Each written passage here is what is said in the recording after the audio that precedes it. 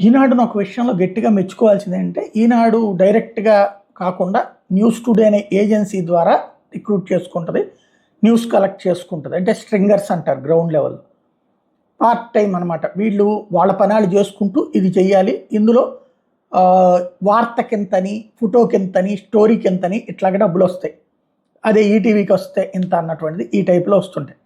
అయితే ఇందులో 66 సంవత్సరాల మహిళ, 66 ఏళ్ల మహిళ విలేకరిగా ఉండటం.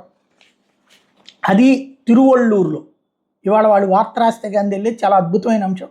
తమిళనాడులోని తిరువళ్ళూరు న్యూస్ టుడే విలేకరి నరసమ్మ 66 ఏళ్ళు మృతి చెందారు. సుమారు 30 ఏళ్ళుగా విలేకరిగా పనిచేస్తున్నామే. 4 నెలల నుంచి అనారోగ్యంతో బాధపడుతున్నారు.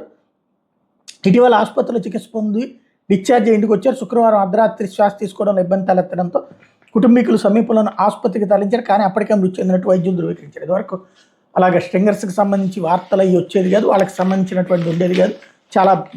చాలా కీలకమైనది ఒక ఎత్తు అయితే, అంత వయసు ఉన్నటువంటి మహిళని విలేకరుగా కొనసాగించడం అనేది హ్యాట్స్ ఆఫ్.